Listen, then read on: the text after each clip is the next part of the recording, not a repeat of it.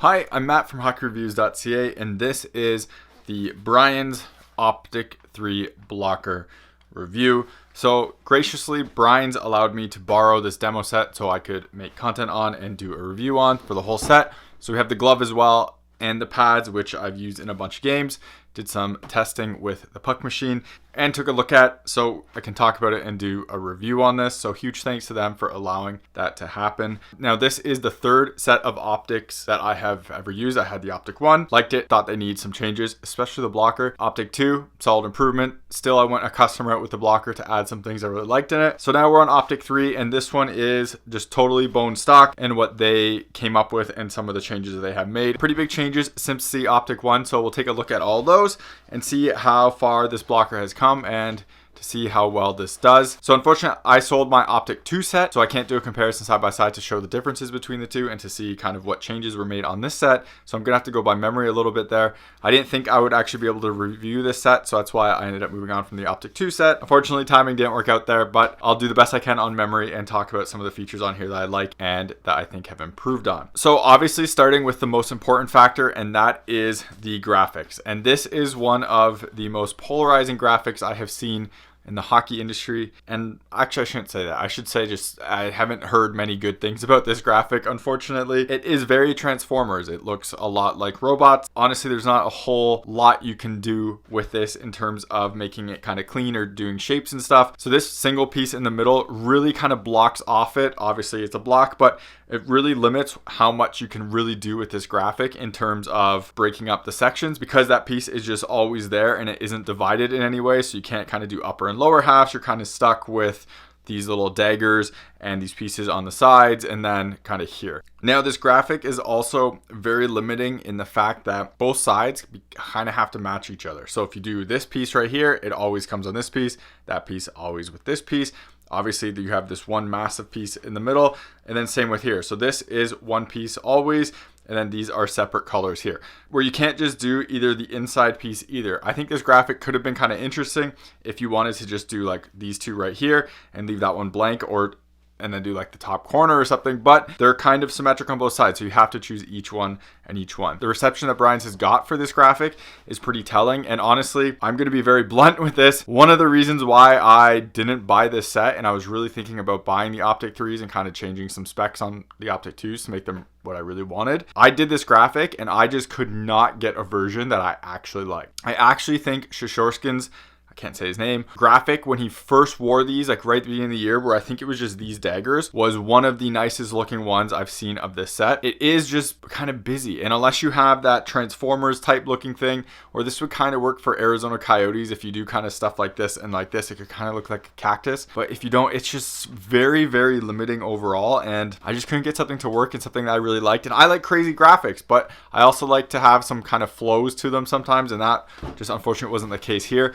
The sidewall also carries on the graphic, which I'm a huge fan of Brian's doing. I like having that little bit of detail on the side, and you can see how that color kind of comes over there, and you do get these details in there as well. Now, one thing about Brian's that is fantastic is they do have multiple materials on there. So you have your standard Gen Pro, you have your weave or carbone as some companies call it, and then you have your matte right there. So you have the different kind of colors and textures, and I love changing those and adding those different textures on their gear, so it really gives kind of a color pop. And like when it's a matte color next to the weave and the normal Gen Pro, it kind of stands out a bit more, so I think it looks pretty awesome. Overall for the graphic, this one was, I'm going to say, a pretty disappointing one, even though I think the catching glove actually looks pretty cool as a grand scheme of things. The whole set together it's kind of iffy, and I really like what they did with the iconic line, especially compared to what this one was. I've had people ask me over and over again of what socks I always recommend, and I've been using Cutshield for a while now. I have multiple stuff from them. So Cutshield is a company out of Canada that makes cut resistant socks, and these are their Pro Air 6, which means it's an anti-level 6 for cut resistance on here.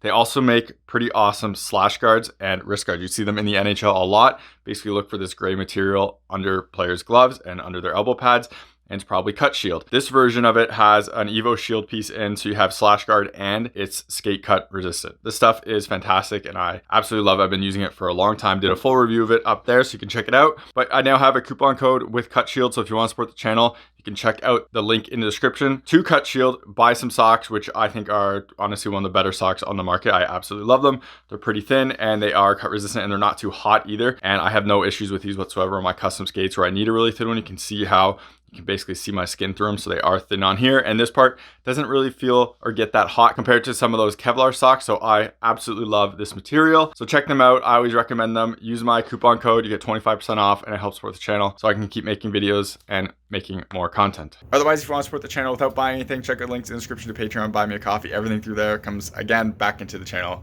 so I can make more content and doing real reviews. So now on to actually important parts of this glove. When we look at this on the side, you can see the sidewall has been totally changed from the Optik 1, which was a very weird rounded sidewall piece. And you can see also the shape is a little bit more curved than I think the Optik 1 was pretty flat overall. This one has a little bit more curve to it, but it's not as aggressive as the genetic line was. Well, I guess now the iconic line, but that genetic line definitely had a bit more of a piece on here. At least it felt like that. This one is a little bit more straighter than what that was from what I can remember, but it also has that tapered board here. So instead of that iconic and genetic line where it's squared, it is tapered off here, and you can see it kind of right here. So you get that tapered design all through there. Continuing on this board, this has their Bri-Core and it is actually pretty stiff. You can see you can flex it a little tiny bit, but not a lot. And that is a huge improvement over original Optik, to be honest. I was not a huge fan of that original Optik, but they definitely improved the foams and the materials behind here. On my Optik 2, I ordered a thicker double, I think it was a double plastic board or it was a thicker board for bigger rebounds. This one doesn't have that. This just has their Bri-Core in there. I'm not sure if this has plastic over the Bri-Core or not. If it's just the Bri-Core, that's what the blocker sounds like. Jumping to the rebounds on it, this was honestly one of the most surprising pieces on here.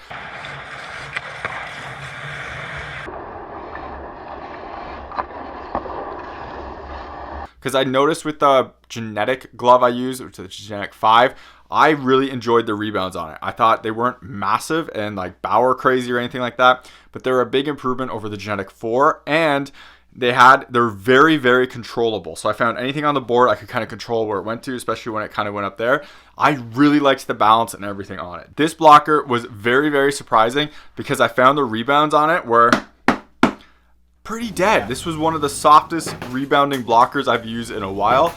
And even on some hard shots, I was expecting the puck to go out to the boards, like far boards, and they kind of just flopped down. And I was very surprised at that. I didn't feel like the board was like bending over or anything. I just thought that the rebounds were very, very muted. It almost felt like I was missing them, to be honest. And that's how soft they were coming off.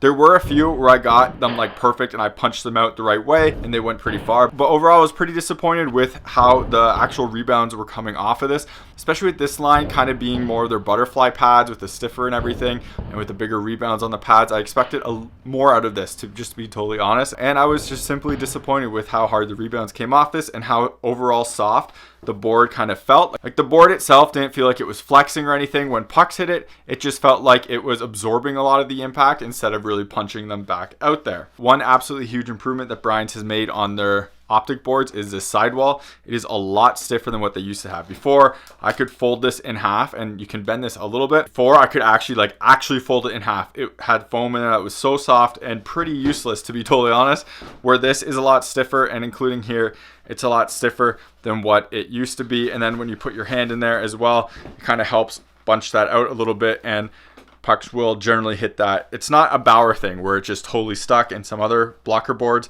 but it's a lot stiffer than it used to be, and it's overall pretty decent.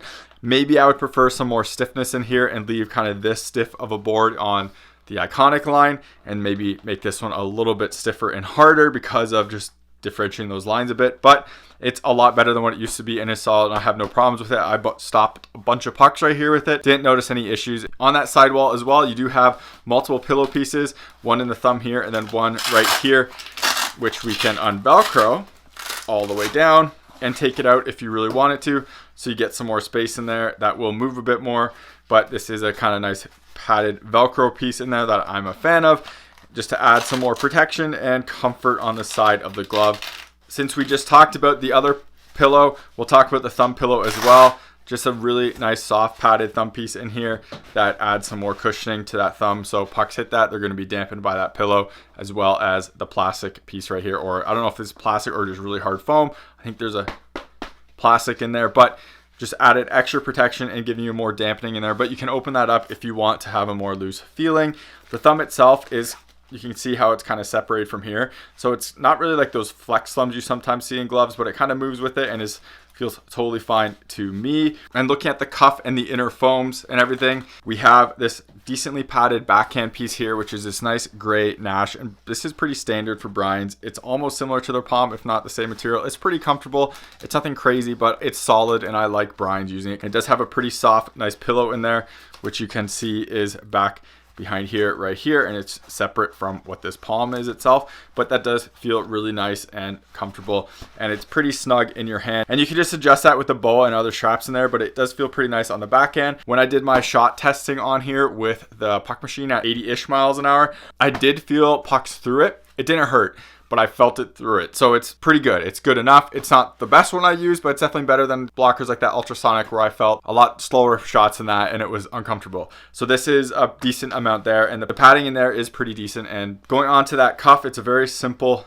inner single cuff like here, just made of a single piece right here, but it is sewn in, so it does curl. So you can see how that works like that. This isn't attached to anything but the under piece right here. So when you go to flex, it flexes and moves very well with your wrist without getting in the way at all. This is honestly a fantastic design. Now this is a super tiny piece of material and really isn't going to protect from a whole lot, but having this kind of flared out makes me more comfortable with this than having no cuff at all. And I like this design more than having no cuff, because it just gives you a little bit more kind of wrap in there and your arms are kind of sliding in there. I also had zero issues with this getting in the way of my giant warrior chest protector, so that works very well. The other piece of strapping on here is this one on the side, and this goes from the thumb over, and you can adjust that how you like. I adjusted it to be a bit looser because when you put it there, I could feel a bit more, and it kind of got in the way a little bit when you did this. And when you go like that, you just can't notice it at all. The one thing that is kind of annoying about this, well, it's kind of cool how it has that 3 there, but the annoying part is this is the sticky Velcro. So I kind of get why that's a sticky Velcro, because this part, if you do it loose like this will be touching kind of the inner sides of things. So you don't want it kind of get caught in here and kind of touching that nylon and everything, and even like your jersey. So I kind of get why that's there, but I don't like having exposed Velcro kind of at all. But I don't really know a solution of that, and that's definitely better than if it's on the insides. Continuing on with this strapping, they have the boa system, which is a love or hate thing. I personally don't like it, but it's there and it's fine. Push it in, turn it, twist, and it tightens your wrist, and that's just it. It tightens from here as well as here, but mostly it comes over here. A lot of people say they never feel like they have pressure points on this. I can feel them right here when this is tight. I'm not a huge fan of the boa system. I never was. I always optioned this off, but people really like it, and it's nice that Brian's is doing something different than some other companies to give you that option. And you can simply deselect boa and get a traditional Velcro strap in there, and it would be totally fine. I will say recently, when I had some issues with getting gloves on and off, the boa did come in handy to adjust this on the catching glove. So that was kind of nice, where I didn't have to go in and adjust straps. The boa you can just turn, and it was easier for me to turn than kind of dig in, take the glove apart. So small thing, but still personal preference, and my preference is to just honestly not have the boa. We also have this interesting like mesh material that they've used. They use it on the front for like this, I don't know what it's for, but they put this on their gear now, and it adds a little bit of extra texture to it and Brian's uniqueness. It's on the back as well, on the total back side, as you can see. I don't know the whole point to this. It's an interesting material. You see it on their chest protectors a lot, or you did, but it is back there, and you can see it kind of all the way through the backing. So a unique touch, but I don't really see a purpose to it. And some people just option it off totally and go with a nylon or a Gen Pro, but there it is on the stock one. To the palm, you have their kind of standard kind of gray Nash-like material. It's comfortable. It's been there forever for Brian's. It's nothing amazing, but it works decently well. And you have your exact same like palm materials in here and gussets as before. Air mesh right here. And then you have their Sure Grip type material on the finger, index finger right here, along the palm and on the thumb too. This isn't as good as the True Sure Grip. I've talked about this over and over again. The True Sure Grip is on a whole like extra level. This one isn't quite as good. You can't really feel the bumps in there all that much. It feels pretty flat, but it's better than like nothing. And I still like this material. material, so I'm a fan that it is there, and it gives a little bit more padding too, just having an extra layer. It doesn't really feel like there's a lot of padding in this overall. Like, you can't really see the foams coming off the sides like you can kind of see on Vaughn gloves and certain other ones. It feels like it's just a couple layers of palm material on there. So if you want that closer feeling, this one is a lot closer than some of those ones with the padding on there. And going on to the fingers and kind of their adjustment, Brian's has this cool piece here, which we'll talk about fingertip protection in a second, but you can adjust this right here. So this will pull protection closer or further with this strap right here. So if you want that to be closer, or if you want it to be more loose, so you can really kind of pull it away more, you can do that as well. Obviously, the tighter you go here, the more fingertip protection you get, and it keeps it closer, so that is nicer. I think this used to be a 3-piece design. They've cut it down to a 2-piece.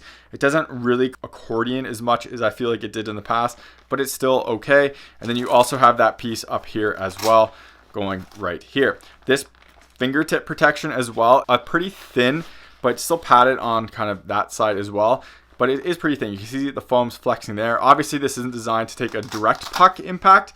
It might happen once in a while. It's not your goal. And when you tie it up with this, so you kind of have this 2-layer over that one, and then this one will have 2 layers, it does help a bit more there. And you do have padding on the back of the fingertips as well, so if something does hit there, you have a couple layers of padding to hopefully help with that. Before we jump into the index finger protection and everything like that, we have a nylon binding on this thumb that will go through this, and this is the part that kind of holds up against your stick. So when you have it like this, you can see the nylon is the part that's going on the stick. So that part will kind of wear out faster than Gen Pro. But what I've noticed more and more on sticks is the ones with the Gen Pro here get stuck on grip sticks, and like I have a new True 9X3 that I can't use with a bunch of blockers. It just gets totally stuck. This is a blocker that works with super sticky sticks like the Bowers and the Trues, as well as the ones that have a bit more glide and slide to them like this Warrior one. It's a trade-off, and honestly I kind of like this nylon one more just because my stick doesn't grip as much and it slides out.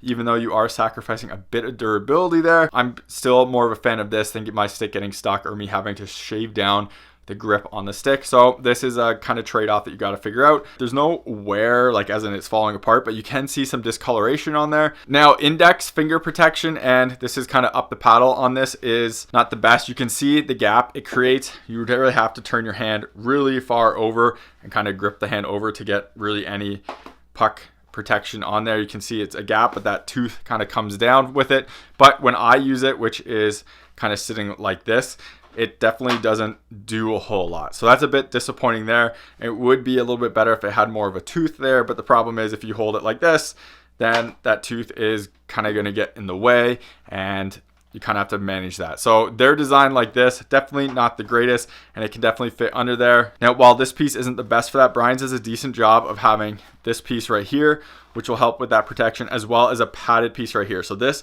has foam added on the index finger that goes from here all the way over here. Kind of similar to that CCM design where they use D3O. This has a foam padded piece in there. I might prefer that to go all the way over so you get more protection on that.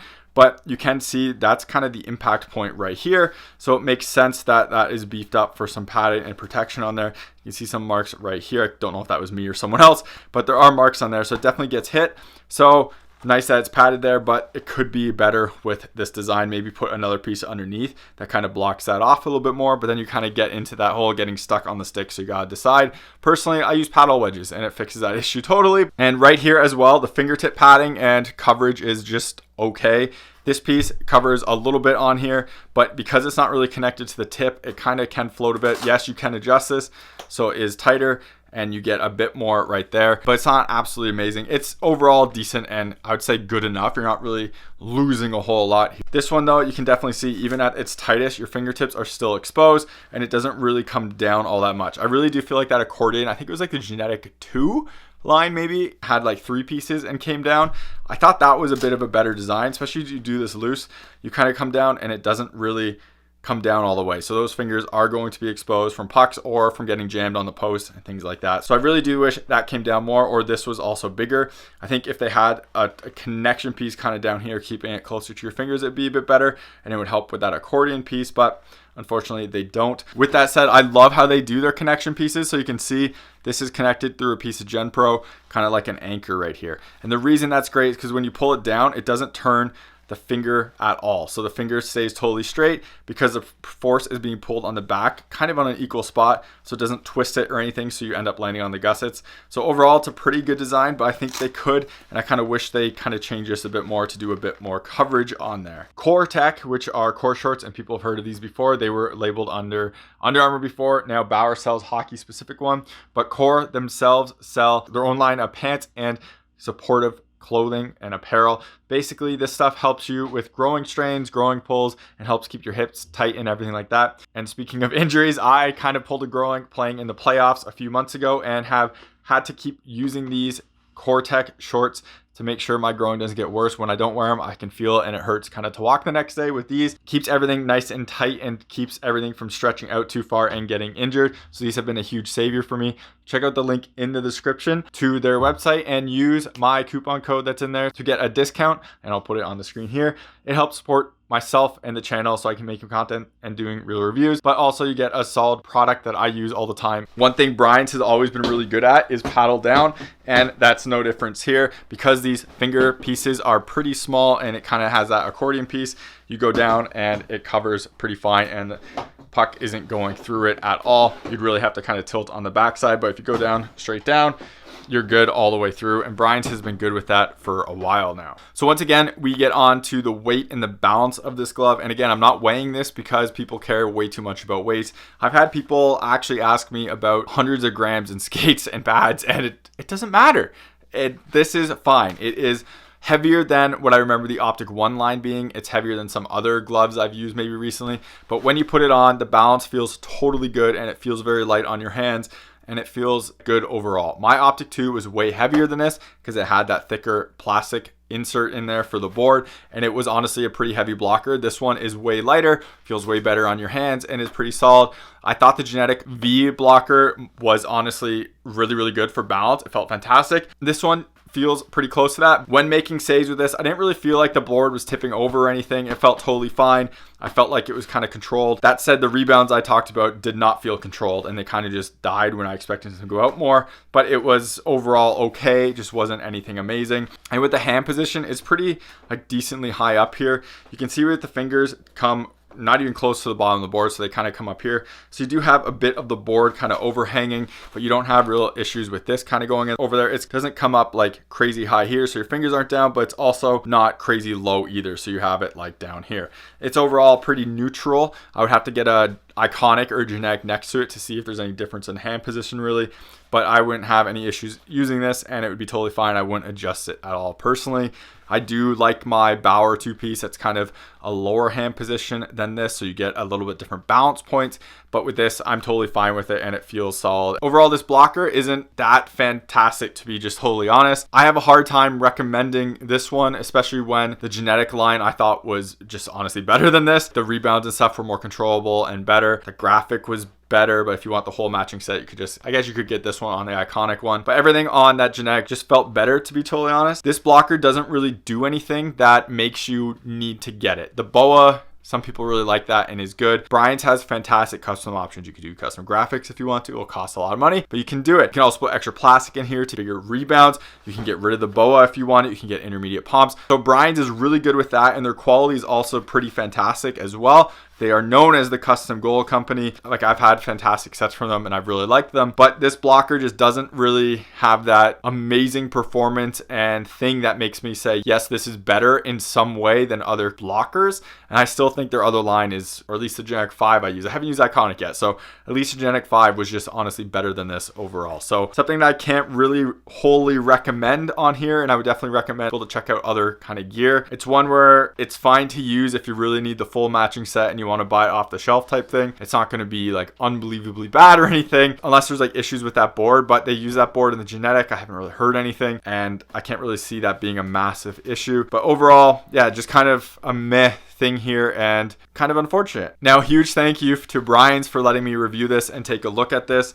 Obviously, this isn't my custom one, so if I did some things on there, I might go to a thicker board, but honestly, I think I would just go with the Genic V. So thank you very much for watching this video. Let me know below if you use this blocker and what your thoughts on it are. Also, let me know what your favorite blocker is. If you want to see me review specific gear from a company, let them know on social media. For example, if you want me to see the Iconic set, let Brian's know. It'd be greatly appreciated. Lets them know that them helping me with this isn't a total waste of time and people want to see these videos and find that they're helpful. So thank you very much for watching this video. Remember, subscribe to me on YouTube, follow me on Instagram and TikTok, links are in the description. Hit that bell icon on YouTube to get notified when new videos are happening. I can't believe I said that because I hate it. And if you want to help support the channel and you're buying hockey equipment anyways, check out the links if you're in Canada to Hockey Supremacy, if you're in the US to Pure Hockey. Clicking those links, making a purchase gives me a kickback to help support the channel so I can keep making more content and doing more videos. Otherwise, if you want to support the channel, check out the links in the description to buy me a coffee. Everything through any of those links always comes back into the channel so I can keep making more content and doing more reviews. Thank you very much for watching and take it easy.